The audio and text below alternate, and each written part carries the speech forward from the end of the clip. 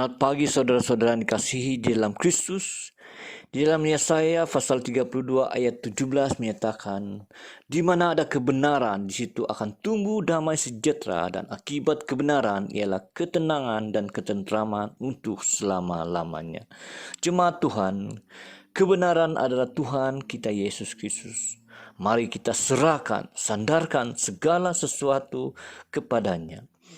Dan untuk memulai ibadah kita pada pagi ini, mari kita berdoa. Saya pimpin di dalam doa. Allah Bapa di sorga yang kami kenal melalui anak-Mu Yesus Kristus. Ya Tuhan, tak henti-hentinya kami bersyukur atas segala penyertaan-Mu di dalam kehidupan kami. Sehingga sampai saat ini kami semua diberikan kesehatan dan kekuatan untuk menjalani kehidupan kami. Walaupun keadaan dunia kami mengalami goncangan oleh COVID-19, tapi kami percaya Tuhan ada bersama dengan kami. Tuhan akan bertindak sesuai dengan waktu Tuhan. Ya Bapa di sorga, saat ini kami anak-anak-Mu berdoa, memohon kasih dan karunia-Mu agar Engkau hadir di tengah-tengah kami. Kami berserah dalam tangan-Mu, supaya Engkau menyertai kami dalam hikmat dan berkat-Mu melalui ibadah kami, bahwa kami mengerti firman-Mu, dan biarlah hati kami terbuka untuk menerima perintah-Mu. Kami mohon hikmat-Mu menyertai setiap anak-anak-Mu yang melayani sepanjang pagi ini, Tuhan. Terima kasih Tuhan. Terpujilah Engkau. Di dalam nama Yesus Kristus kami berdoa dan bersyukur. Amin.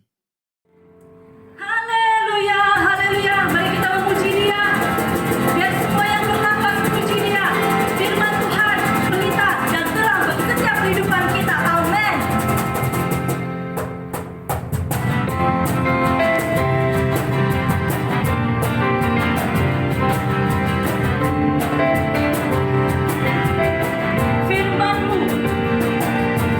Firman-Mu Tuhan, di taman kakiku, janji-Mu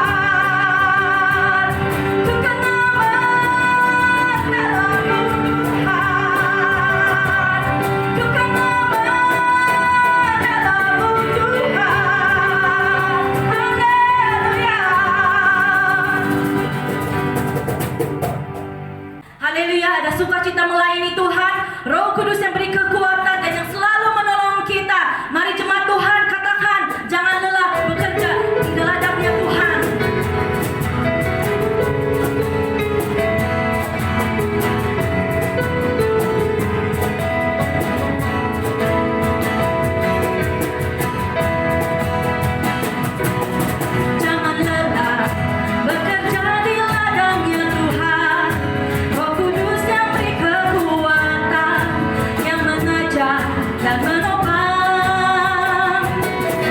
Tiada lelah bekerja bersamamu Tuhan, yang selalu mencukupkan akan segalanya.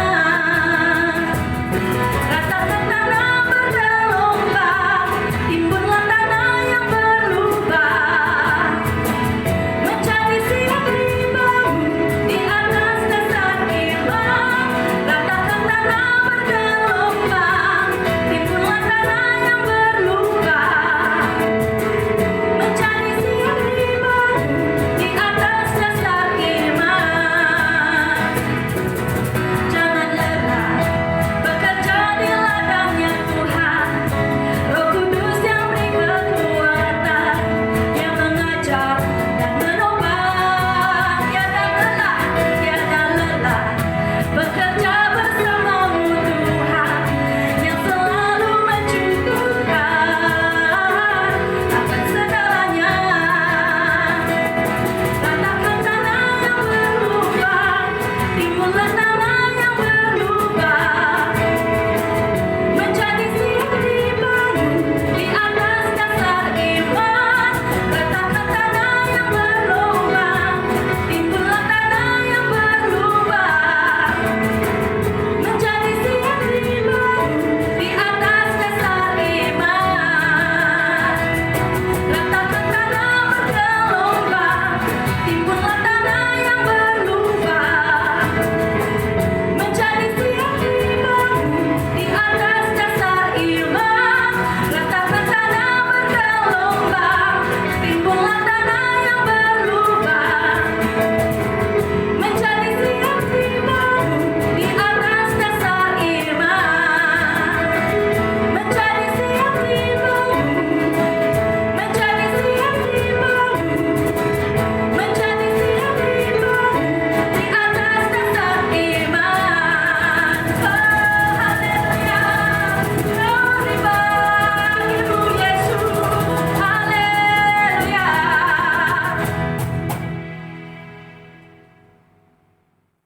Haleluya Yesus, haleluya. Hati kami rindu Tuhan untuk menghadap tahta-Mu Tuhan Yesus. Terima kasih Tuhan buat anugerah Tuhan yang besar dalam hidup kami dan penyertaan Tuhan yang selalu ada bagi kami ya Tuhan Yesus. Kami rindu menyembah-Mu. Rawatlah setiap kami, oh ya Roh Kudus, jamah setiap kami. Oh, haleluya.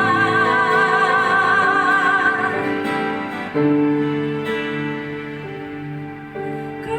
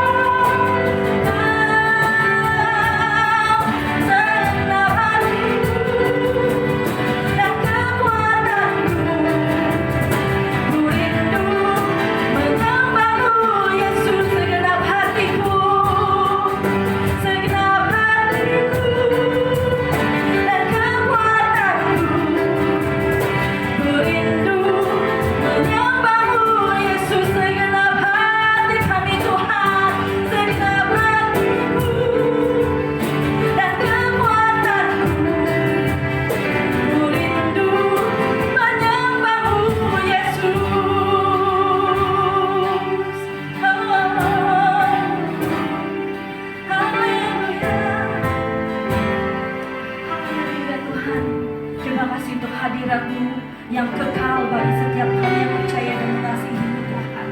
Terima kasih Bapa untuk kebaikan-Mu, rahmat-Mu ya Tuhan Yesus, yang selalu melimpah, mengalir tidak putus-putus di dalam kehidupan kami. Ya Tuhan Yesus, kami kembalikan segala kemuliaan bagi Engkau. Hanya dalam nama Yesus kami berdoa dan bersyukur. Amin.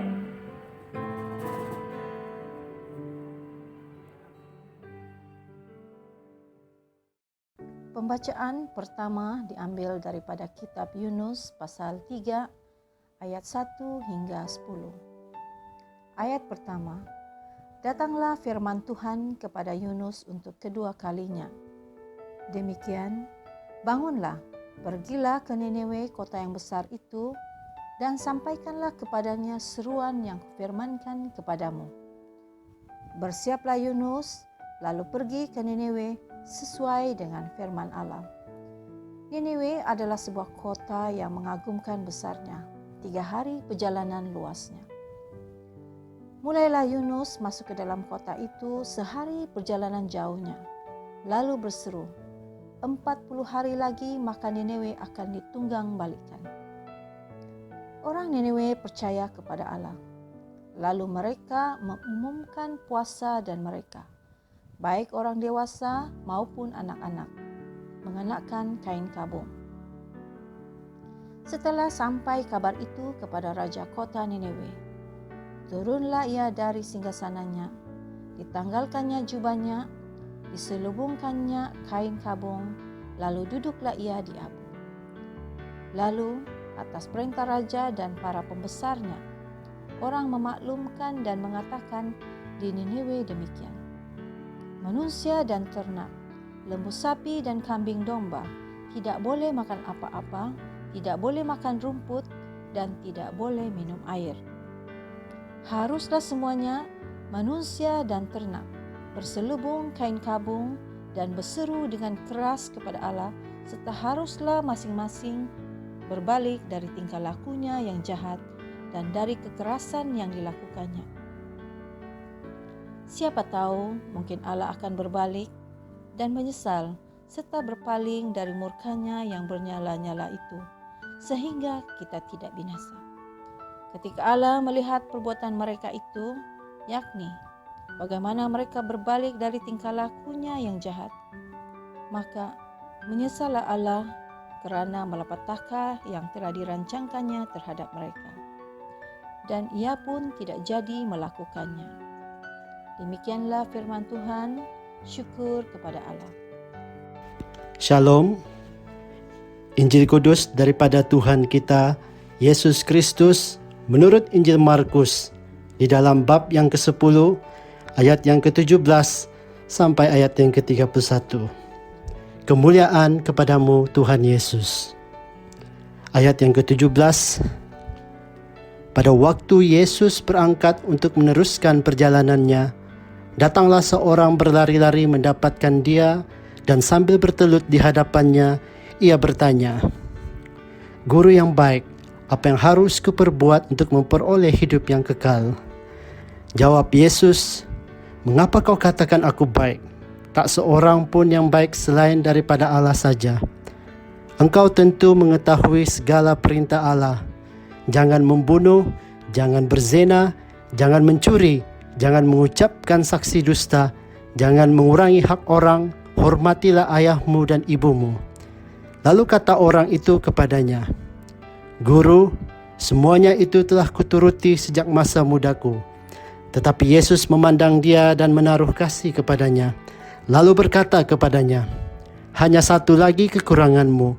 Pergilah, jualah apa yang kau miliki, dan berikanlah itu kepada orang-orang miskin. Maka engkau akan beroleh harta di syurga. Kemudian datanglah kemari dan ikutlah aku."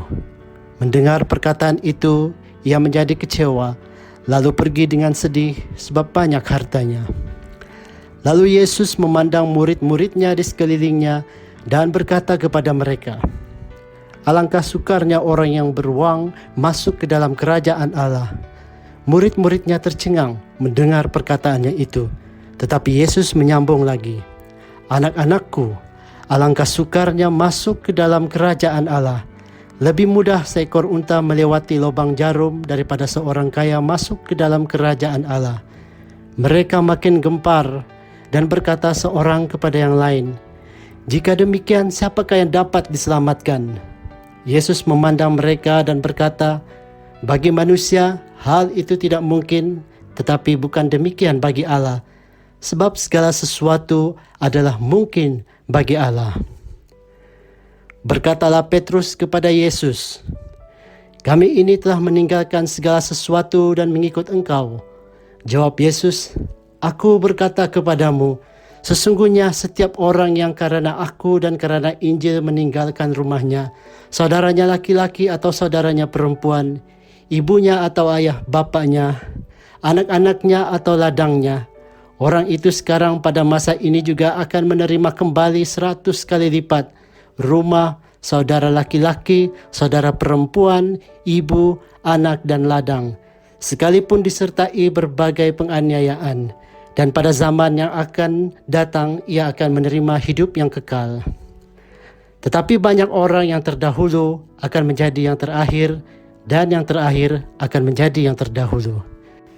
Inilah Injil Kristus, terpujilah Tuhan Yesus.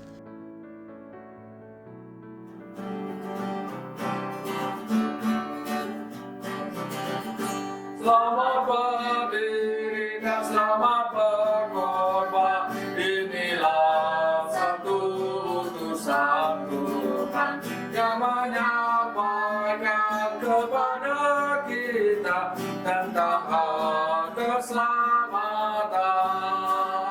Selamat berdiri dan selamat berkorban. Inilah satu utusan Tuhan yang menyampaikan kepada kita tentang hal keselamatan. Yang menyampaikan kepada kita tentang hal keselamatan. Tuhan berserta kamu.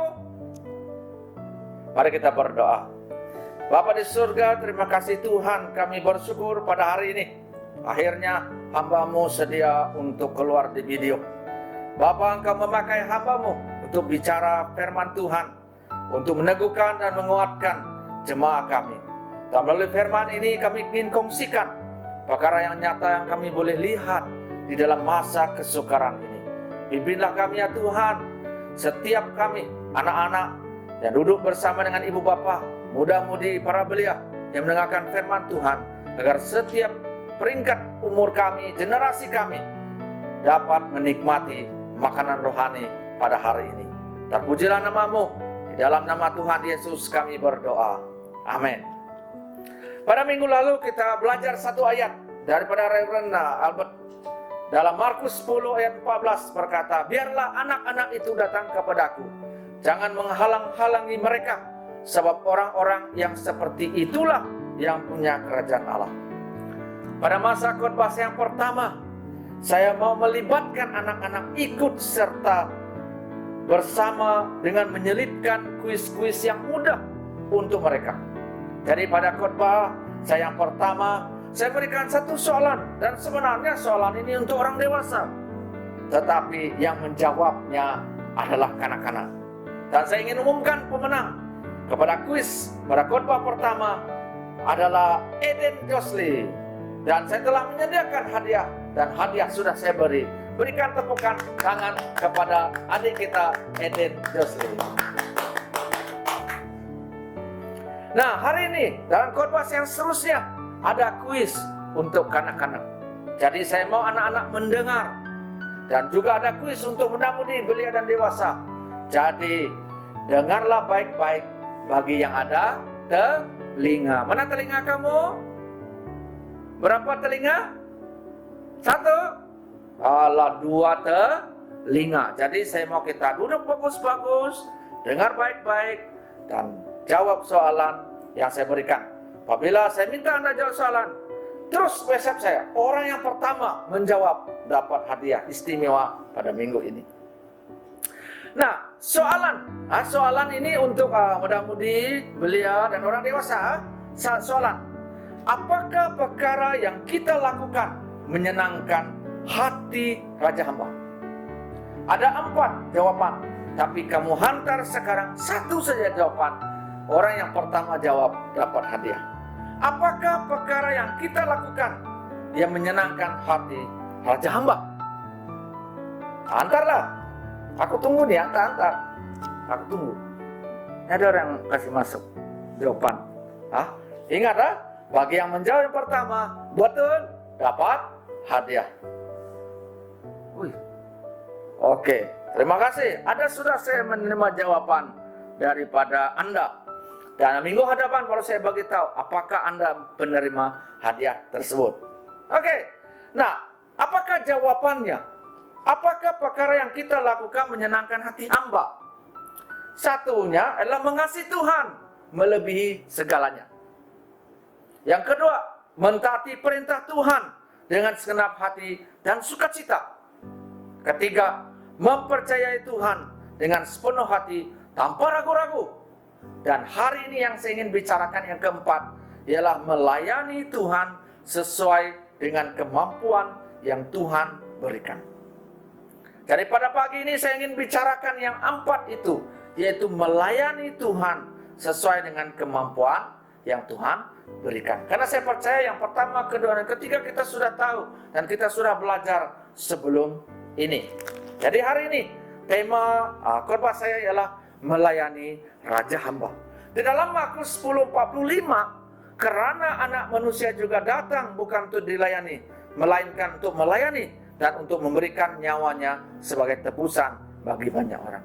Raja Hamba telah melayani kita dengan telah mengosongkan dirinya sendiri, mengambil rupa seorang hamba dan menjadi sama dengan manusia. Dan dalam keadaan sebagai manusia, ia merendahkan dirinya dan taat sampai mati, bahkan sampai mati di kayu salib. Kita yakin dengan ayat ini dalam Filipi 2:7 hingga 8 bahwa dia meninggalkan kedudukannya maha tinggi, mengambil rupa hamba, menjadi manusia dan mati untuk Anda dan saya. Jadi, apakah perkara yang kita lakukan hari ini yang boleh menyenangkan hati Raja Hamba? Raja Hamba menyenangkan hati Bapaknya dengan merendahkan diri dan melayani. Dan sekarang ada masanya yang Raja Hamba sediakan kepada kita semua pada musim yang sukar ini, yaitu melayani Raja Hamba. Jemaat Tuhan, saudara-saudari, anak-anak yang kukasihi, belia-belia yang kurindui, muda-mudi yang disayangi, dan pacik-macik, makiyah, pacik-kiyah yang dihormati. Harap tiada yang makiyah-kiyah dalam sini. Saya percaya ada yang makiyah. Yang ada pun si pacik. Dan benar lebet kan pacik? Minta maaf ya. Tapi iyalah. Inilah hari pertama saya berani memunculkan diri. Nampak kamu sih? Bukan senang dan gelap lagi. Tengok mana gelap. Nampak nih? Hitam, putih. Jadi itulah sebab saya tidak mau keluar video. Tetapi karena ada orang mencabar untuk saya hari ini keluar dari video pertama, maka saya keluarlah. Jadi tahun ini untuk saya tahun yang paling best.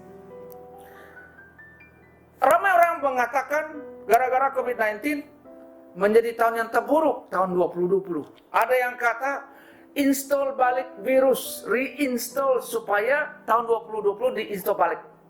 Tapi bagi saya 2020 adalah peluang yang Tuhan berikan kepada saya untuk turun melayani bangsa-bangsa yang tidak mengenal Tuhan dan bangsa-bangsa yang jauh dari Tuhan.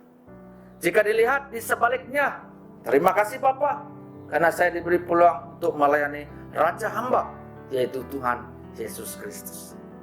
Mungkin di antara kita bertanya, bagaimanakah saya boleh melayani Raja Hamba pada waktu kesusahan, pada waktu penganiayaan, pada waktu kesengsaraan, waktu kekayaan, atau waktu kemampuan? Yesus memberikan kita satu kisah penting untuk kita renungkan dan pikirkan hari ini. Maafkan saya jika kisah ini menegur kita dan mendorong kita untuk berubah pada norma baru.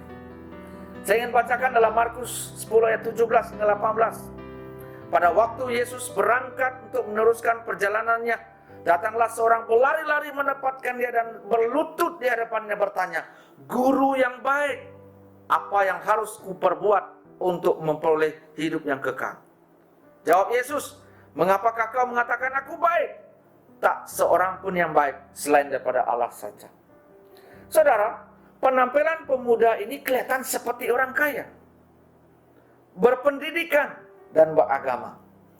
Cara dia menyampaikan soalan kepada Yesus, itu Yesus melihat dia sebagai seorang yang kaya. Mengapa saya katakan pemuda ini kelihatan kaya? Karena biasanya yang kaya adalah orang yang berpendidikan dan berilmu. Setuju? Itulah sebab saya selalu berkata dengan muda-mudi bahwa orang yang pandai boleh menikmati kemewahan hidup apabila mereka dewasa.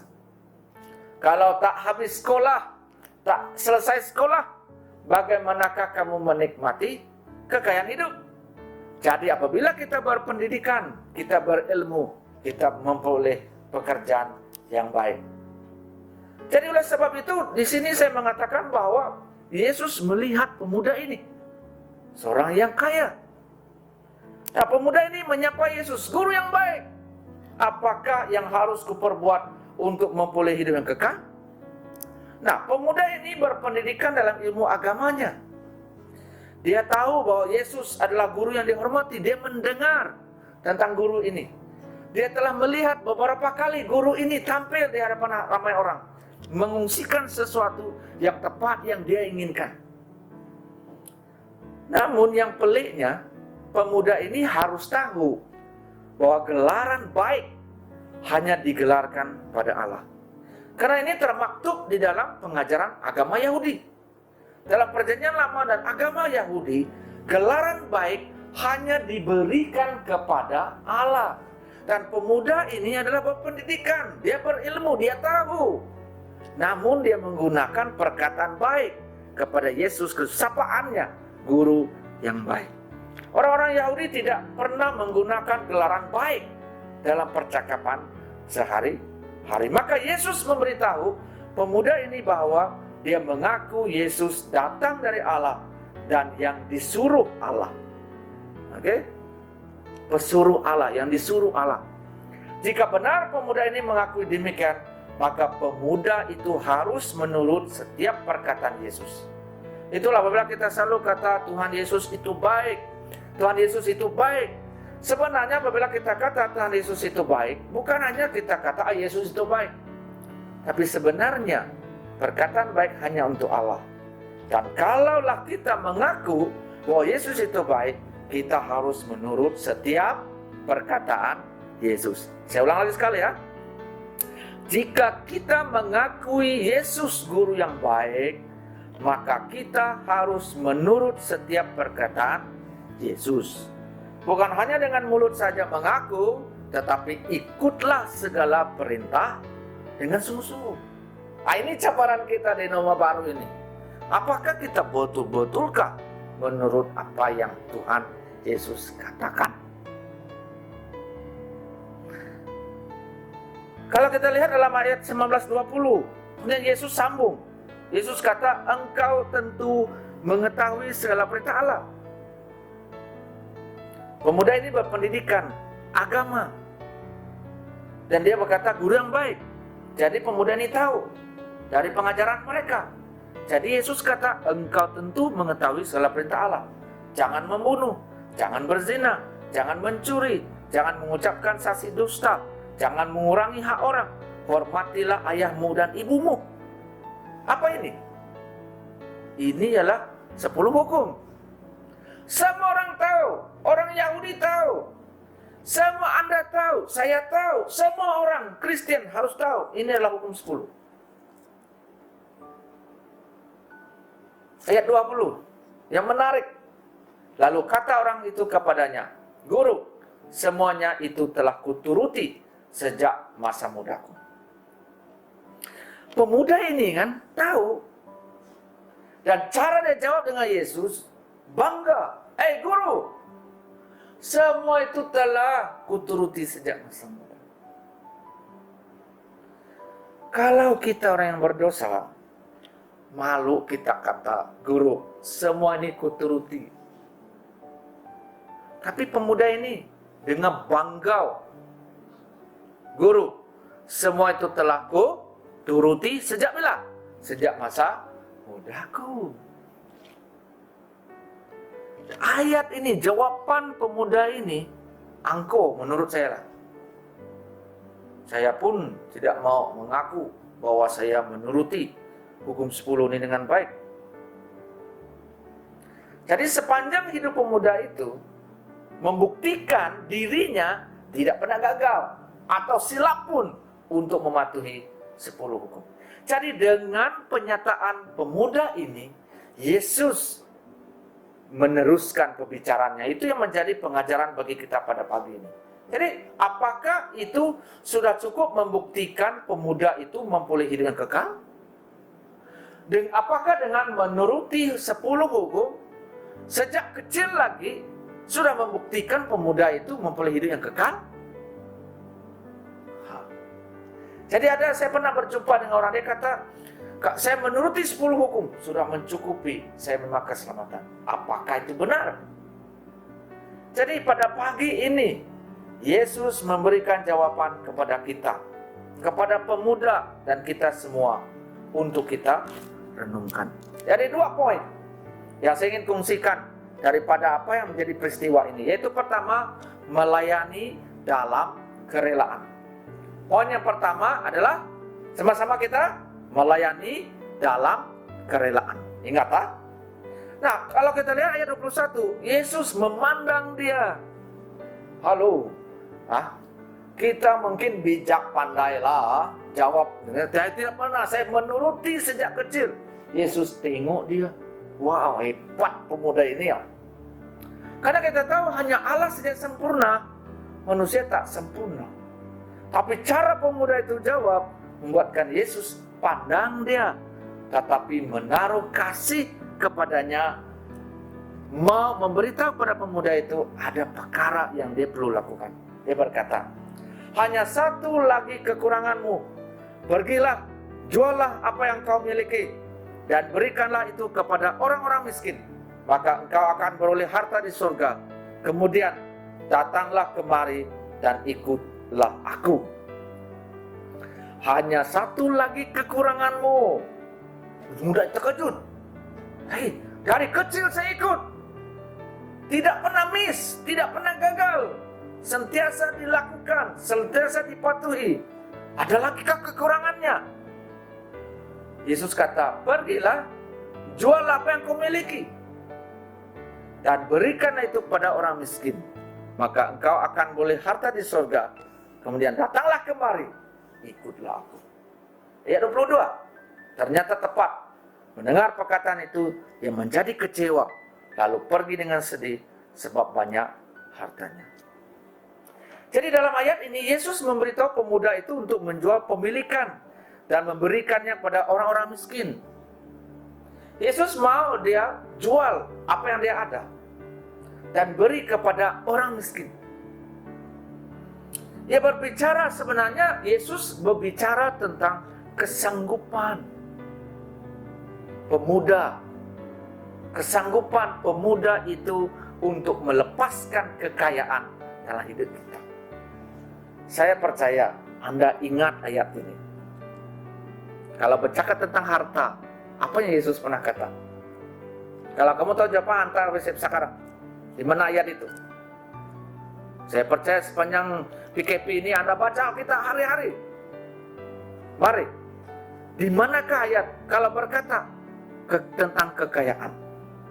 Yesus pernah berkata dalam Lukas 24 ayat 34.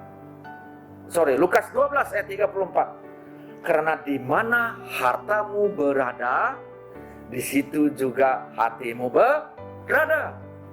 Di mana hartamu berada, di situ juga hatimu berada. Yesus pernah bicara ayat ini. Dan Yesus cabar pemuda itu, sanggupkah kamu melepaskan kekayaanmu? Yesus mencabar pemuda itu untuk siap menjadi miskin dan tidak berdaya. Siap menjadi miskin dan tidak berdaya. Tapi jangan salah paham dengan saya. Yesus tidak mengajak kita untuk menjadi miskin dan tidak berdaya dan sehingga meminta-minta. Tidak. Dan saya berbicara tentang melayani Dia sebagai Raja Hamba. Di sini berbicara tentang kekayaan yang kita miliki, bagaimanakah kita melayani Raja Hamba itu. Jadi di sini Yesus mencabar pemuda itu. Apakah dia siap menjadi miskin dan tidak berdaya? Nah, kalau kita kaya, ada kan satu lagu. Kalau aku kaya, hari-hari raya, dia bilang kan. Kalau kita kaya, saya percaya kalau orang Kristen itu kaya, dia tidak akan berdoa. Dia tidak payah berdoa. Pada masa yang sukar ini, mungkin dia tidak payah berdoa. Dia petik saja jari. Apa yang dia mau, itu ada di hadapannya. Betul? Kalau kamu kaya, hari-hari dalam dompetmu, dalam e-kampengmu ada uang. Saya pikir kamu tidak banyak mau pikir berdoa, Tuhan berdoalah, aku mau beras Tuhan. Ya saya tiada lah. Terus saja. Siapa di sini pernah rasa lapar? Aku aus, mau minum. Siapa di sini pernah rasa lapar? Apa yang berlaku kalau kamu lapar? Coba kasih tahu. Antara sebelah, macam mana rasa kamu lapar? Pertama, kalau kamu rasa lapar, apa yang berlaku? Gegar. Tidak sudah perut kosong mah. Siapa di sini banyak orang gastrik? Gastrik karena apa? Lapar? Siapa di sini pernah merasa lapar? Bagaimana keadaan rasa lapar? Nah, mungkin kita pernah jadi kanak-kanakan. Pernahkah ada perasaan kamu minum air mati sejak dalam botol susu berhari-hari? Syukurlah ada minum susu junjung. Kalau tiada, pernahkah kamu rasa? Saya tidak tahu, mungkin kamu pernah rasa. Mungkinlah.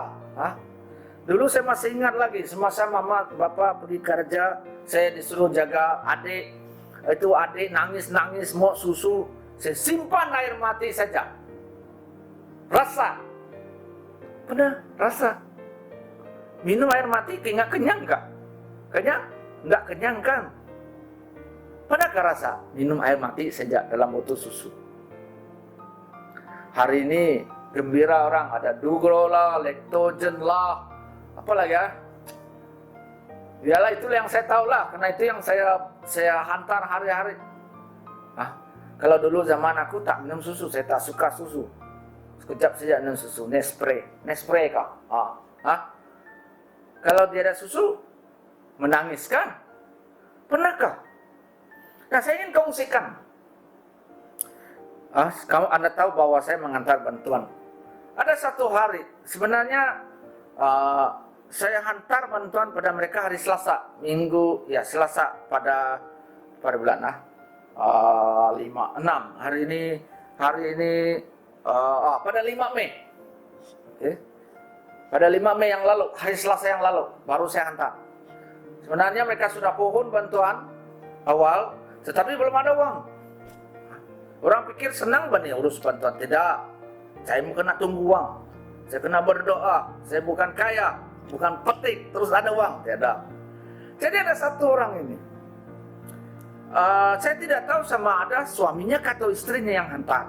Dia tidak kasih tahu. Cuma dia kasih tahu, dia bagi satu gambar nasi itu penuh dalam pinggan, ada ikan masin itu macam ada 6-7 ekor, dan ada kuah kicap. Dan dia kata dengan saya, Tuhan, inilah makanan suamiku untuk sahur. Saya bangun pagi, saya nampak itu gambar. Dalam hatiku kata, bersyukurlah ada nasi, ikan masin, kuah kicap. Sepanjang PKP ini, saya mau makan ikan masin, tiada ikan masin. Tapi orangnya ada ikan masin.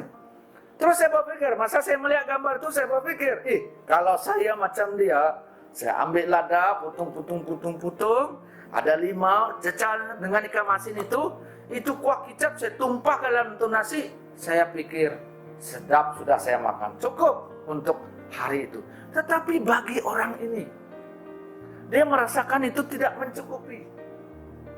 Dan saya kata dengan dia, Puan, saya mau bercerita satu cerita. Dengar ini kanak-kanak, tolong dengar. Ini ada kuis ini dalam ini. Dengar. Dan saya mau kamu bagi jawaban. Dan Anda akan dapat dia. Untuk kanak-kanak. Yang paci-maci, dewasa 6 tak mau. Untuk kanak-kanak saja. Saya kongsikan satu kisah kepada itu orang. Saya tulis begini. Ada satu kisah benar tentang seorang kanak-kanak yang membawa 5 dan 2. Masa itu ada ramai orang lapar. Kanak-kanak itu membawa 5 dan 2 kepada seorang raja. Nah, karena mereka ini tidak seagama dengan kita. Kalau saya tulis nama Yesus, dia tidak paham. Jadi saya tukar Yesus dalam satu gambaran raja, yang memang Yesus adalah raja. Melayani raja hamba mah. Jadi saya gunakan Yesus itu sebagai raja. Jadi saya kata kanak-kanak itu membawa 5 dan 2 kepada seorang raja. Dan raja itu mengucap syukur kepada Ilahi atas 5 dan 2 itu. Saya tanya Tuhan itu, orang itu, mau tahu apa terjadi? Dia jawab, saya mau tahu. Saya kata, dengan 5 dan 2 telah berjaya memberi makan kepada 5.000 orang lelaki. Dan 5.000 orang lelaki ini suami. Jadi artinya ada 5.000 orang wanita, yaitu istri. Dan coba kamu kira, coba Tuhan saya mau kasih tahu kamu, daripada rekod bantuan yang kita berikan bagi mereka yang minta bantuan, rekod yang saya minta lengkap. Saya mau tahu nama suami bin apa? Istri binti apa? Dan berapa bilangan anak mereka? Dan umur anak mereka. Rata-ratanya 5 anak kok. Dan saya pernah jumpa dalam mengantar bantuan 13 anak. Bayangkan, kiralah 5.000 orang lelaki darab dengan 5 anak satu keluarga. Berapa ribukah yang telah mendapat makanan dari seorang kanak-kanak yang membawa 5 dan 2? Dan saya beritahu dengan dia, saudaraku, janganlah kita merungut. Bukan hanya kamu yang susah, saya pun susah. Saya perlu menunggu keuangan masuk. Dan kilang beras kata dia tidak beras, kena tunggu minggu ini. 1 minggu saya kena tunggu. Dan saya kata dengan dia, jangan merungut. Tetapi kita berdoa supaya ada seorang kanak-kanak membawa 5 dan 2. Dan berdoa supaya raja akan dapat memberikan berkat berlimpah kepada kita semua. Dan saya WhatsApp voice dengan orang itu. Saya ajar dia bagaimana berdoa. Saya beritahu, Puan, Cik, begini cara kita berdoa. Tuhan, aku lapar. Saya mau berdoa kepada Engkau yang pemberi makan untuk memberkati makanan yang saya ada ini. Dan memberikan kekenyangan kepada. Saya bilang dengan Puan, mungkin kamu tengok ini tidak kenyang. Kalau saya tengok kenyang. Sebab apa? Ingat, memberi berkat makanan kepada kita bukan manusia, tetapi Tuhan. Jadi saya kata dengan dia, berdoalah. Apa yang kamu ada, bersyukurlah. Jangan begini, jangan mengeluh. Karena Sang Pencipta sentiasa memberkati kita. Nah, saya mau daripada ini dia diam sampai beberapa hari sebelum saya memberitahu penghantaran. Bagi saya, untuk tim kami, saya akan bagi tahu bila kami hantar. Saya bagi tahu jam berapa, apa mereka perlu buat, ada SOP yang perlu dipatuhi, dan itu yang harus mereka buat. Barulah kita akan hantar. Oleh sebab itu, saudara dikasih Tuhan, masa sukar ini semua orang susah. Bukan mereka saja, kita pun susah. Semua orang lapar, saya pun lapar. Saya percaya ada di antara Anda melihat post FB saya mengatakan, kawan-kawanku, saya minta kalau ada video makan dan makanan, janganlah kita tayangkan. Kesian mereka yang tidak ada makanan. Saya mohon. Jadi kamu boleh tengok dalam slide ini, post yang saya letak pada 20 April. Tujuan saya tulis ini bukan karena saya cemburu dengan Anda ada makanan yang sedap. Tujuan saya post ini bukan karena dia buat makanan yang sedap dan saya cemburu karena saya tidak masak. Bukan. Tetapi melihat, tetapi ada orang di sekeliling kita, jemaat kita, atau bukan jemaat, tidak ada makanan. Saudara dikasih Tuhan, setiap hari sekurang-kurangnya saya terima 30 permohonan bantuan. Keluhan kelaparan. Mereka gambar anak-anak mereka menangis kelaparan. Mereka gambar anak-anak mereka pegang botol susu yang kosong. Saya pun pandai, Mak. Saya pukul tuh anak. Ada satu ibu, dia kasih tahu, anak saya menangis Tuhan karena tiada susu. Saya bilang, jangan tunjukkan gambar ini. Kamu mendera anak kamu kan? Oh tidak Tuhan, maaf Tuhan. Dia cakap. Saya bilang, jangan tunjuk. Saya tahu semua orang susah. Ada yang gambar tong susu kosong. Ada yang gambar tong berasnya kosong. Masa ini masa kesukaran. Dengan demikian saya tulis post itu. Karena saya melihat kita sebagai orang yang memiliki Sang Pencipta, Raja yang boleh menyediakan makanan, tidak sensitif dengan keadaan. Bukan saya cemburu kamu masa sedap. Bersyukurlah karena kamu ada makanan yang sedap. Tapi pada masa yang sama, kita mau lebih sensitif kepada orang di sekitar kita. Ada satu kali saya menceritakan, saya buntu karena 3 hari saya cari beras. Disandarkan, habis. Pungming, Batu Lapan, habis. TKS, habis. MU Superstore, habis. Sampai Batu Lapan, habis. Genting Mas, habis. Halo, kamu ingat senang gak pergi kedai? Berbaris panjang-panjang. Berpanas lagi. Apabila masuk, dapati beras tiada. Sependak kecewa. Itulah sebab apabila saya balik kan, saya tengok Facebook saya penuh dengan makanan. Sampai saya berdiri di survey Batu Lapan. Batu Lapan semua beras wangi. Harga 40-50 ringgit satu paket.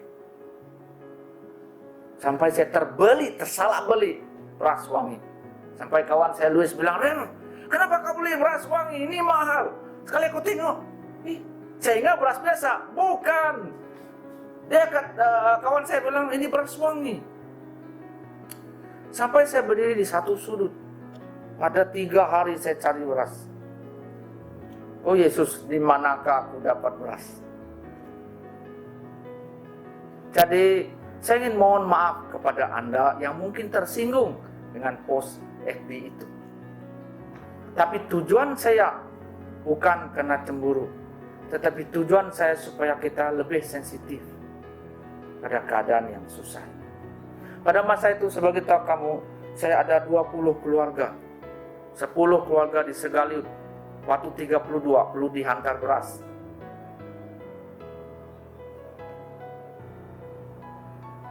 "20 keluarga perlu sebutir beras. Mungkin kamu pikir bahwa kenapa Reuben tidak beli awal-awal? Bagaimana mau membeli jika uang tiada? Oleh sebab itu, bila Yesus katakan, serahkan semua hartamu, bersedialah menjadi miskin dan tidak berdaya. Saudara yang kasih Tuhan, melayani dalam kerelaan adalah melayani dalam ketidakberdayaan, agar kita yang percaya kepada Raja hamba itu selalu berlari kepada Dia. Masa beras habis, saya berdiri di batu lapang, di sudut. Saya chat kawan, di manalah mau cari beras? Di manakah Tuhan saya boleh dapat beras? Sehari-hari orang tanya, bila mau hantar Tuhan, bila mau hantar. Yang lain boleh hantarlah sebab memang sedia ada, tapi beras tidak ada. Sampai saya kata, bahaya ini kalau beras sudah tidak masuk. Dan memang pada awal PKP 1 dan PKP 2 masih tidak pandai jadi pergi supermarket lah berbaris.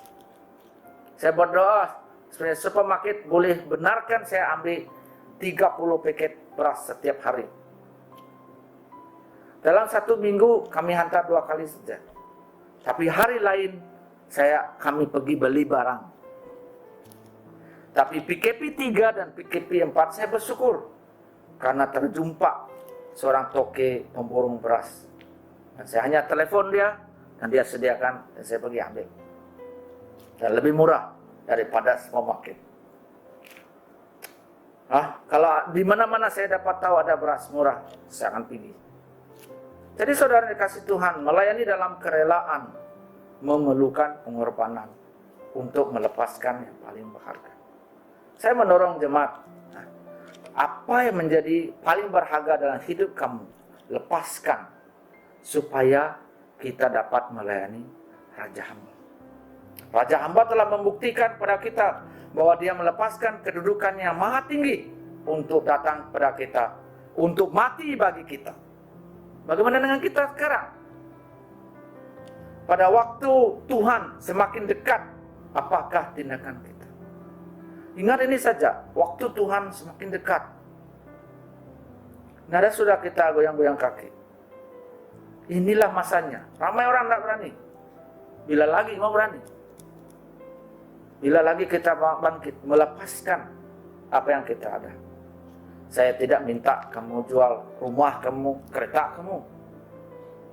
Tapi saya minta Anda berpikir, melayani dengan rela dalam masa sukar ini. Yang kedua, poin yang kedua, melayani dalam ketidakmustahil.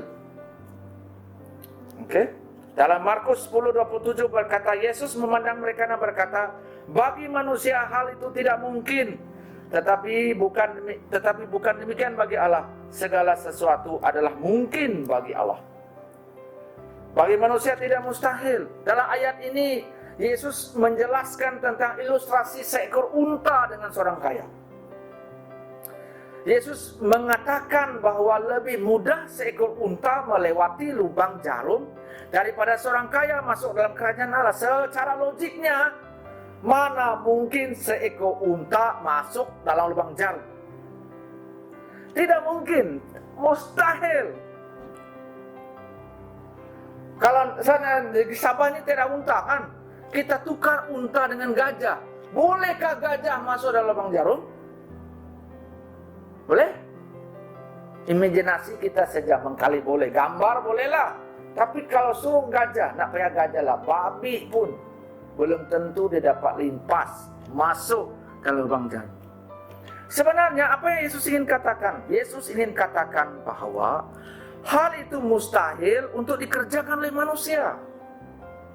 Jika yang lebih mudah saja sudah mustahil, bagaimana dengan sukar sekali? Kalau lebih mudah itu mustahil, bagaimanakah dengan yang sukar sekali? Jawabnya adalah sungguh amat mustahil bagi manusia. Tetapi meskipun mustahil bagi manusia, tetapi tidak bagi Allah. Allah mampu membawa seseorang itu masuk dalam kerajaan surga melalui pengorbanan Yesus di atas kayu salib.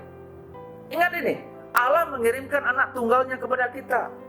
Dan dia berkata, sebab bagi Allah tidak ada yang mustahil. Apabila Maria menerima berita, dia akan mengandung daripada Roh Kudus secara manusia. Apakah logik? Tidak logik. Tetapi Tuhan Allah berkata, sebab bagi Allah tidak ada yang mustahil. Lukas 1:37. Dan tidak mudah bagi Yesus juga untuk mengorbankan dirinya untuk Anda dan saya.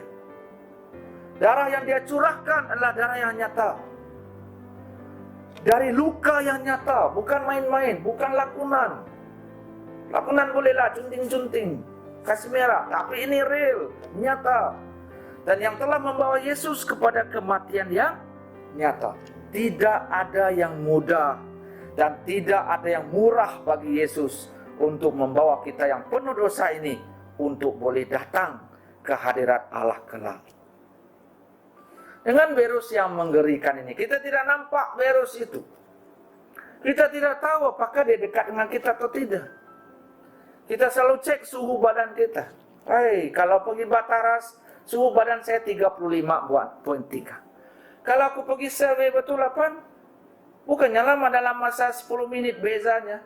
36,3. Mana satu yang betul ini suhu yang dititik di kepala kita itu? Jadi di rumah saya ada termometer. Dikepit di ketiakku, itu lebih tepat. Apakah suhu badanku daripada titik itu, belum tentu lagi itu. Tapi kita jaga selalu. Kita cuci tangan.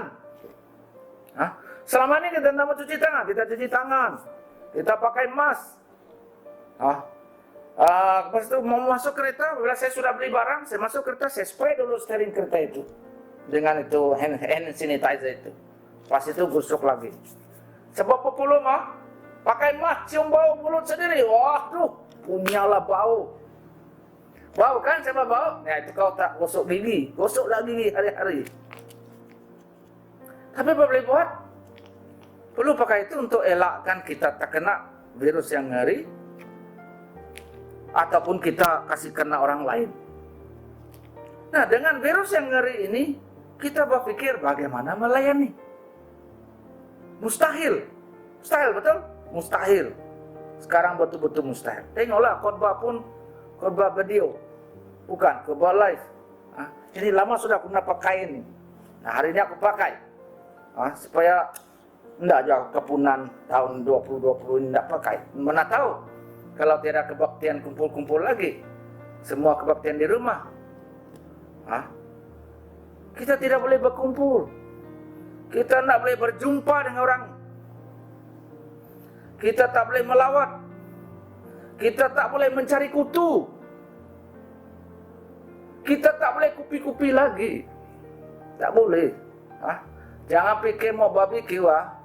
Kamatan dalam lagi, jangan coba-coba nanti kau ditangkap polis. Saya tak mau lawat kau di penjara. Tak boleh sudah. Kita akan melalui norma baru. Jadi bagaimana mau melayani dalam keadaan begitu? Sebagai manusia mustahil dilakukan, tetapi tidak bagi Allah. Bagi Allah tidak ada yang mustahil. Kita untung saudara dikasih Tuhan, dunia ini merasa mustahil. Tapi bagi kita orang Kristen, Allah memberikan cara untuk kita melayani Dia dalam ketidakmustahilan. Pada masa yang sukar ini, Raja Hamba tetap memanggil kita untuk melayani dalam perkara yang tidak mustahil. Bagi Allah tidak mustahil. Bagi manusia kita bimbang. Bagi Allah, terus terang saya katakan kepada Anda, selama saya sudah jadi padri, sebenarnya adalah mustahil untuk bicara tentang berita baik dalam masa senang. Karena orang tidak dapat hubungkan masa senang dengan berita baik. Karena berita baik bercerita tentang kita masuk surga. Tapi dalam masa yang sama, dalam keadaan yang senang, dalam keadaan yang cukup menyelerakan, yang cukup menyenangkan, dalam comfort zone kita tidak dapat relate. Kita tidak dapat hubungkan. Tetapi bagi saya sekarang tahun 2020 ini lebih mudah bicara tentang berita baik dalam masa kesukaran. Dan lebih mudah bagi saya juga untuk berbicara kepada orang yang tidak kenal Tuhan.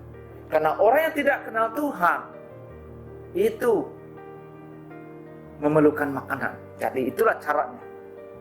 Jadi saya ingin kongsikan beberapa perkongsian bagaimana saya menggunakan masa kesukaran untuk melakukan pelayanan bagi Tuhan. Contoh, dalam saya menguruskan bakalan makanan, saya banyak menggunakan firman Tuhan untuk mendorong mereka. Antaranya, satu pribadi saya ceritakan, saya kata, tangan kiri tidak tahu apa tangan kanan kasih.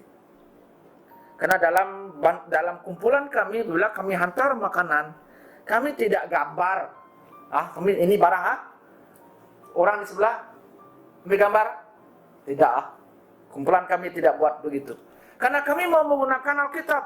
Alkitab bilang, tangan kiri tidak tahu tangan kanan bagi apa. Jadi kita bagi itu, orang tidak tahu itu datang dari siapa. Orang bertanya, ini dari siapa? Kami jawab, ini daripada orang-orang Kristen Sandakan yang mengasihi kamu. Itu saja.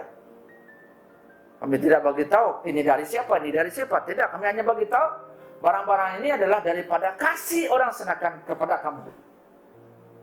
Dan dia gambarlah, kami gambar dia saja sebagai rekod. Dan kami tidak simpan di Facebook. Dan kami tak buat video juga. Sebab mereka bukan pengemis. Mereka adalah orang yang memerlukan. Dan kita. Jadi saya kata dengan dia, bahwa tangan kiri tidak tahu apa tangan kanan kasih. Oleh itu kita dapat menikmati berkat Tuhan. Ini jawaban orang itu, jawaban orang itu. Dia kata, dia sebut perkataan mereka lah. Dan hebat perkataan itu tak namanya sedekah ikhlas, dibagi dengan ikhlas. Tangan kiri bagi tangan kanan tidak tahu. Dalam pengajaran mereka tidak ada ini. Tapi dalam pengajaran kita ada. Jadi kita kasih tahu dia lah. Ini cara kita. Yang kedua, saya mengajar mereka bersyukur dalam segala hal. Kalau ada apa beras, bersyukurlah. Kalau tidak dapat, bersyukurlah. Ada satu, saya bilang, kamu syukurlah kamu pindah ke tepi hutan.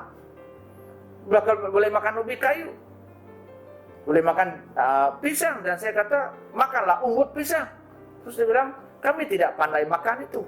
Saya bilang, umbut pisang pun boleh dimakan. Jadi belajar untuk bersyukur dalam segala hal. Dan daripada semua mereka saya kata, jangan bersungut-sungut. Sabarlah, marilah kita belajar berdoa kepada Tuhan. Tuhan terima kasih. Saya berkata dengan mereka, kalau kamu nampak kawan kamu bawa beras, bersyukurlah Tuhan, kawanku ada makanan hari ini. Walaupun aku tidak ada, tapi aku tunggu dengan sabar. Dalam kitab mengajar kita untuk bersyukur. Dalam Alkitab mengajar kita untuk tidak mengingini, tidak dengki, betul? Jadi kita mau ajar mereka, bagi tahu mereka. Kalau mereka ada dapat makanan, saya kata bersyukurlah karena sahabatmu ada makanan.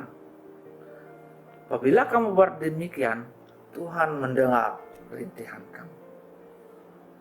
Musim puasa, semua mereka lemas-lemas. Saya kata, cucilah mukamu. Gembirakan kamu. Kalau kamu bergembira, tunjukkan kegembiraanmu. Bukan berlemas-lemas. Dan saya kasih tahu, puasa kami 40 hari. Kami juga berpuasa. Tapi Tuhan mengajar kami untuk tidak lemas apabila berpuasa. Dan saya juga mendorong mereka berdoa kepada Allah dalam hal mengharapkan. Jadi semua ini sebenarnya, saudara, perkara yang kita lakukan hari-hari. Perkara yang diajarkan pada kita hari-hari. Itulah yang kita kongsikan kepada mereka yang belum percaya. Itulah yang kita kongsikan pada saudara-saudara kita yang suam-suam kuku. Saudara-saudara kita Kristen yang tidak sudah jauh dari Tuhan. Inilah masanya. Saya bersyukur.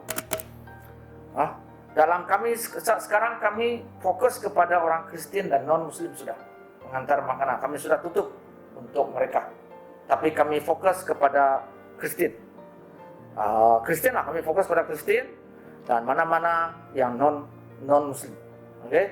Kami fokus kepada itu. Dan saya bersyukur. Tiba-tiba ada panggilan, ada WhatsApp kata, ini gereja Anglikan kah? Saya heran. Dia tanya gereja. Apa beza? Kemudian saya bilang, shalom. Dia jawab, shalom. Jadi saya pikir dia orang Kristen. Dan dia kata, dia sudah 6 bulan di sana kan. Dan dia daripada gereja di Labatu. Kita tidak tahu selama 6 bulan dia sudah berada di sini. Karena kita tidak tahu kedudukan mana dia berada. Tapi akhirnya melalui pelayanan ini, kita boleh menjangkau mereka, menghantar makanan, dan melawat mereka. Pada hari Rabu, kita telah menghantar dan bertemu sekurang-kurangnya 6 orang Kristen lain.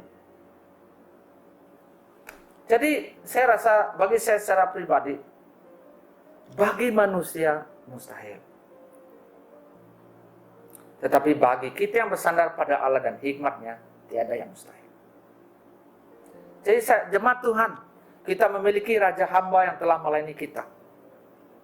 Jika Anda pegang firman ini, saya ingin bacakan firman ini, Galatia 2:20. Jika Anda pegang firman ini, dia kata, namun aku hidup, tetapi bukan lagi aku sendiri yang hidup, melainkan Kristus yang hidup dalam kamu. Kalau ini masa kesukaran ini, masa waktunya Tuhan sudah dekat, dan kita percaya bahwa Kristus hidup dalam diri kita, dan hidupku yang kuhidupi sekarang dalam daging adalah hidup oleh iman dalam Anak Allah yang telah mengasihi aku dan menyerahkan dirinya untuk aku. Saudara, kalau kita kata hidup ini bukan lagi aku, tetapi Kristus hidup dalam aku, maka artinya tiada mustahil bagi Allah kalau Allah panggil Anda untuk melayani Dia pada masa sukar ini. Saya memuji Tuhan karena ada beberapa jemaat kita, murid-murid ada kesusahan, mereka buat tim, mereka kumpul makanan, mereka saling memberi dan menghantar dan mendorong murid-murid mereka. Ada juga di Mawar, ada juga apabila kawan-kawan mereka menghubungi, minta bantuan dan mereka pergi. Saya bersyukur, terima kasih karena Anda terima panggilan itu. Tidak semua orang berani buat. Kenapa? Takut COVID-19. Tapi kalau kita kata tiada yang mustahil bagi Allah. Allah janji untuk melindungi kita. Mazmur 91. Dialah tempat perlindungan. Kita tahu apa yang patut kita buat, apa yang kita tidak patut buat dalam hal ini. Tapi jangan lupa saudara, kalau ada saudara-saudara kamu yang menghubungi kamu, minta bantuan dengan kamu, janganlah berkata tidak. Usahakanlah. Kalau Anda takut menghantarnya, kamu hubungi mana-mana Rana. Ada banyak Rana. Hubungi Rana, bagi bayar itu Rana, antar ini makanan dengan saudaraku ini. Dan bayar itu Rana lah. Kita sedang melayani Rana yang sedang cari kerja, kita juga melayani orang yang terima teman-teman. Kamu tidak perlu keluar, kamu tidak perlu hantar pun makanan. Kamu guna Rana yang ada untuk memberkati orang. Ada banyak cara untuk kita melayani dalam hal yang tidak mustahil ini. Jadi, bilakah kita melayani Dia dalam hal yang mustahil ini? COVID-19 akan berlalu, 2020 akan berlalu. Jadi pastikan 2020 itu 1 tahun. Bagi saya, tahun yang paling best. Karena saya dapat turun melihat bangsa-bangsa yang selama ini saya doakan. Bilakah saya dapat jangkau bangsa itu? Saya tidak pernah terpikir untuk menjangkau orang di Kawasan Litat, Mangkalinau. Saya tak pernah terpikir. Saya hanya berdoa, Tuhan, apakah cara untuk saya masuk ke dalam kampung itu? Karena kita tahu kalau kita tak kenal kita, dia pukul kita. Tapi sekarang saya ada kontak orang di dalam kampung-kampung itu. Dan kita melihat peluang kita melayani mereka. Jadi masa kita duduk di rumah, kita pikir kalau Tuhan panggil kita untuk melakukan perkara yang tidak mustahil bagi manusia, lakukan. Lakukan karena Allah di situ. Jadi dalam melayani Raja Hamba 2 perkara. 1, melayani dengan kerelaan. Dan yang kedua, melayani dalam ketidakmustahil. Raja Hamba tidak kasih percuma saja. Kalau kamu melayani dalam keadaan begini, Dia sertakan janji. Lihat ayat 29 dan 30. Jawab Yesus, aku berkata kepadamu, sesungguhnya setiap orang yang karena aku dan karena Injil meninggalkan rumahnya, saudaranya laki-laki dan saudaranya perempuan, ibunya atau bapaknya, anak-anaknya atau ladangnya, Orang itu sekarang pada masa ini juga akan menerima kembali 100 kali lipat rumah saudara laki-laki, saudara perempuan, ibu, anak, dan ladang, sekalipun disertai berbagai penganiayaan. Dan pada zaman yang akan datang, ia akan menerima hidup yang kekal. Ini janji Yesus. Sesungguhnya setiap orang karena aku dan karena Injil meninggalkan segala sesuatu yang paling berharga, Tuhan akan menggantikannya 100 kali lipat. Mari kawan-kawanku, saudari-saudariku jemaat Tuhan, waktu Tuhan sudah dekat. Kita selalu berdoa, Tuhan hantarlah pekerja-pekerja di ladang Tuhan. Bila saya lihat Google Map, saya lihat tengok Litat dan Mangkalinau, satu ladang yang cukup besar. Tidak payahlah pergi ke luar negara. Situ saja dulu. Di Taman Mawar, best. Saya tahu sudah tempat di mana orang-orang yang perlu Injil. Saya teringat satu orang, dia suku Suluk. Dia kata begini, terima kasih Tuhan, dan saya juga terima kasih kepada Tuhan kamu, Yesus. Orang Filipin tahu pada siapa Yesus. Jadi dia kata demikian, saya hormat kamu, saya juga hormat Tuhanmu. Jadi apa maksudnya? Kita menjadi terang untuk mereka. Jadi, kalaulah tahun ini ada Christmas, saya dan kawan-kawan sudah ada lebih kurang 40 keluarga yang boleh dijemput acara Christmas. Masa itulah kita mengungsikan Injil kepada mereka. Dan sebenarnya mereka sudah tahu. Bila dia kata, saya hormat kamu, saya juga hormat Tuhanmu, yaitu Yesus. J-I-Z-U-Z dia tulis. Jadi, mari bangun dan kerjakan pekerjaan Allah selama masih siang, sebab akan datang malam di mana tiada seorang pun yang dapat bekerja. Tiada guna juga kita sayang nyawa kita, akhirnya kita terkorban. Marilah kita mengorbankan nyawa kita untuk menyelamatkan orang lain, seperti mana Yesus telah lakukan. Jadi, marilah selama masih siang, lihatlah orang kiri kanan kamu. Ada itu, ramai itu, saya beritahu kamu, ramai. Saya tidak mampu melakukannya. Kiranya Anda mampu melakukannya, lakukanlah. Minta hikmat Tuhan. Bagi Tuhan tidak ada yang mustahil. Manusia saja yang mustahil. Ingat, kita jaga kita kan? Kita jaga kita, betul? Dalam masa yang sama, janganlah hanya pikir saya, tapi kita. Mari kita berdoa. Bapa di surga, terima kasih Tuhan untuk firman ini. Pada masa kesyukuran, pada waktu Tuhan semakin dekat, Engkau tidak berhenti untuk memanggil umat-Mu untuk melayani Engkau di dalam kerelaan, di dalam perkara yang manusia mustahil, tapi Allah memungkinkan ia berlaku. Tuhan Yesus, saya berdoa untuk seluruh jemaat Tuhan yang mengenal Yesus, yang telah menyerahkan hidupnya kepada Yesus Kristus sepenuhnya untuk menjadi terang dan garam pada masa kesukaran. Saya percaya setiap orang diberikan hikmat. Saya berdoa untuk rekan-rekan saya yang lain. Saya berdoa untuk kawan-kawan saya, tim saya, Freddy, Louis, Edward, Dexter, Audrey, dan mana-mana pribadi yang terlibatnya. Saya tak sebutkan nama, yang mencari dana, yang berdoa, yang menghantar makanan,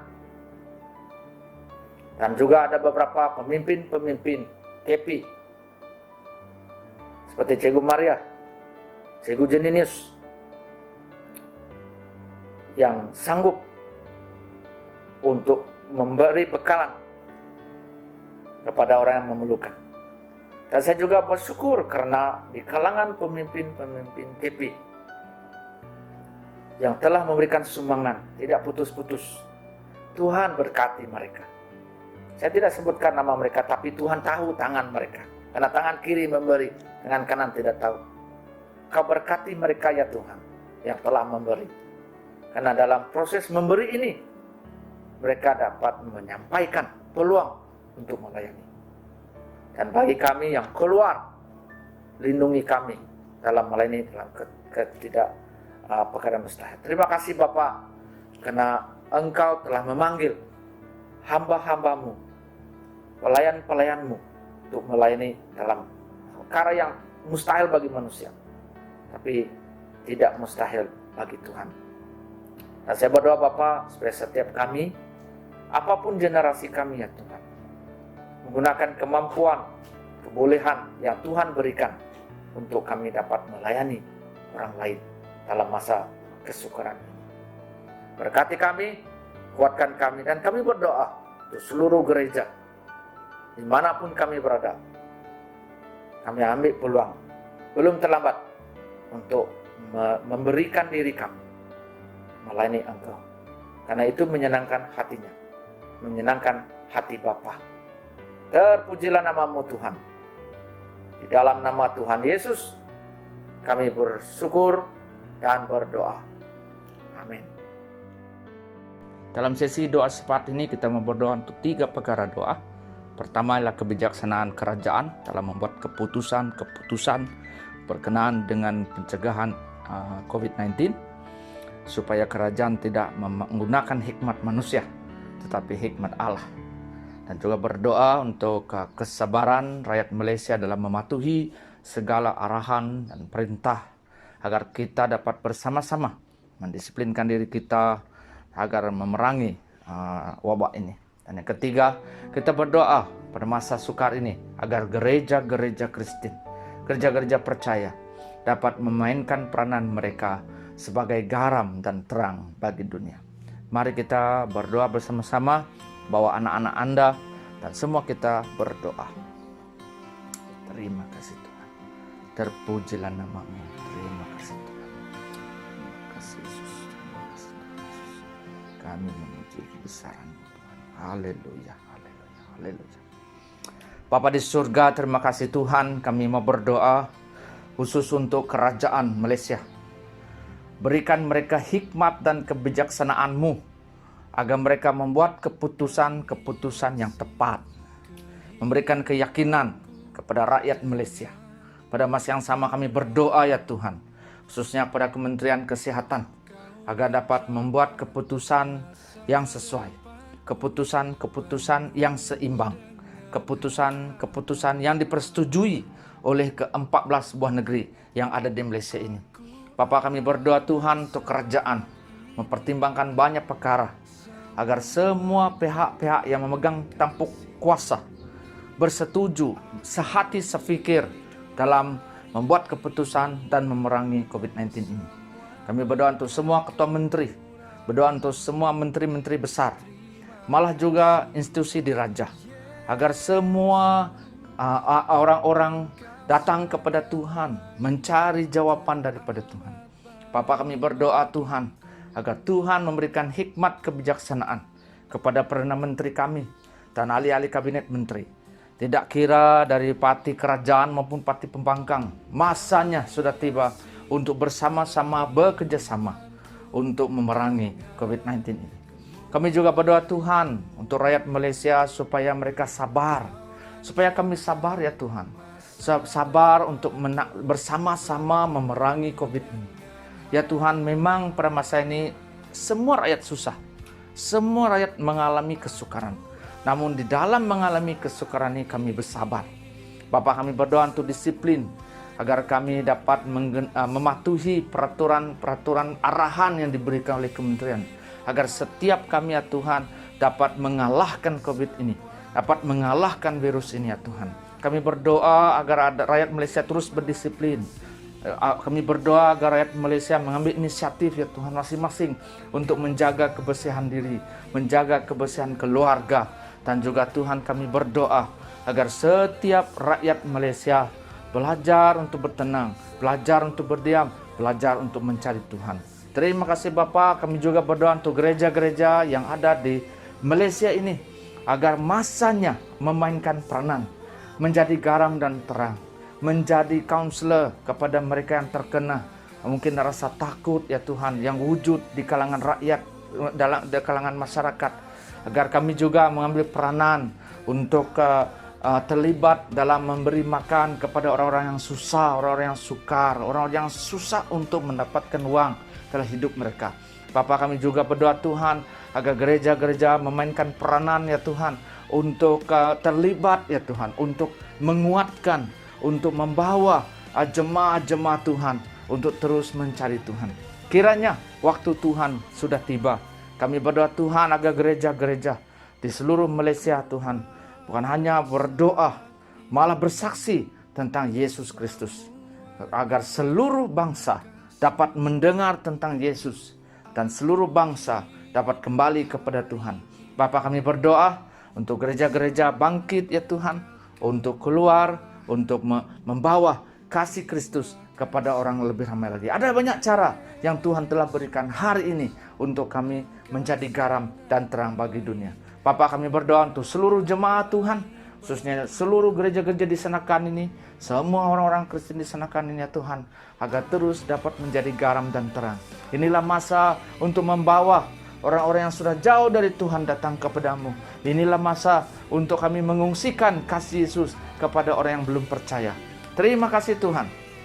Kami berdoa menyerahkan kerajaan kami, berdoa untuk menyerahkan semua rakyat Malaysia bersatu hati, bekerjasama, saling berganding bahu untuk memerangi wabah ini. Dan masih yang sama kami berdoa Tuhan agar gereja terus melayani dengan kerelaan. Bagi manusia mustahil, tetapi bagi Allah tiada mustahil. Kami berdoa Tuhan supaya kami melihat pandang Allah, agar kami tetap setia melakukan panggilan Tuhan, menjadi garam dan terang bagi dunia.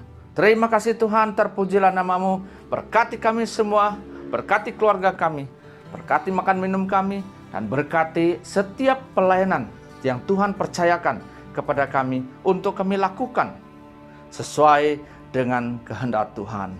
Terpujilah namamu Tuhan, di dalam nama Yesus kami berdoa. Amin. Jemaat Tuhan, kita mengaku dosa bersama-sama.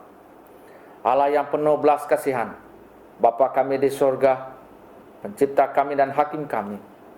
Kami telah berdosa terhadap Engkau dan terhadap sesama manusia, baik dalam pikiran, perkataan dan perbuatan, melalui kelalaian, kelemahan dan kesalahan yang disengajakan. Kami sekarang bertobat dan benar-benar menyesal sebab kesalahan kami. Bapa, ampunilah kami demi anak-Mu, Yesus Kristus yang telah mati untuk kami. Kuatkanlah kami supaya dapat mengasihi dan mentaati-Mu dalam kehidupan yang baru melalui Yesus Kristus Tuhan kami. Amin. Allah yang Maha Kuasa mengasihi kamu, membebaskan kamu dari segala dosamu melalui Yesus Kristus Tuhan kita. Dia meneguhkan dan menguatkan kamu untuk pelayanannya dengan kuasa Roh Kudus dan memelihara kamu dalam kehidupan yang kekal. Amin.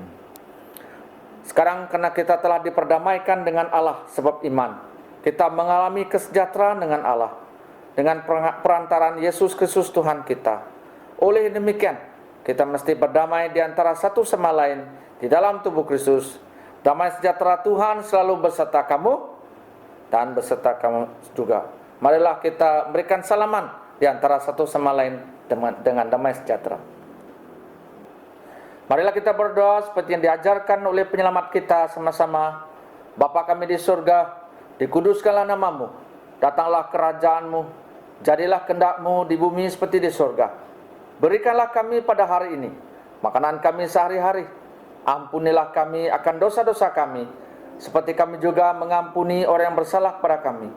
Janganlah membawa kami ke dalam pencobaan, tetapi lepaskan kami daripada yang jahat. Karena Engkau yang punya kerajaan, kuasa dan kemuliaan, sekarang dan selama-lamanya. Amin. Mari kita menerima berkat Tuhan. Sentosa Allah yang melebihi pengertian manusia, memeliharakan hati dan jiwa kamu di dalam pengetahuan dan kasih Allah dan anaknya Yesus Kristus Tuhan kita. Dan berkat Allah yang Maha Kuasa, Bapa, Anak, dan Roh Kudus, beserta dengan kamu dan tinggal serta dengan kamu sampai selama-lamanya. Amin. Saudara-saudari dikasihi Tuhan, pergilah dengan damai sejahtera dan layanilah Tuhan dalam nama Kristus. Amin. Haleluya, nama Tuhan menarikan teguh, kota benteng dan perlindungan, daripada dialah datang keselamatan kita. Haleluya, glory bagimu ya Tuhan. Haleluya.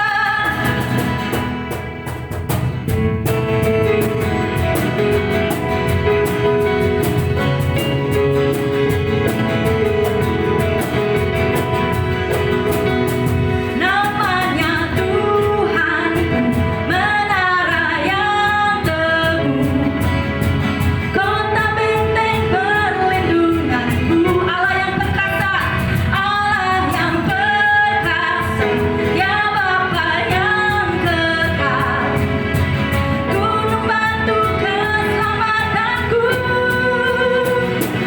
Engkau yang termulia di bumi di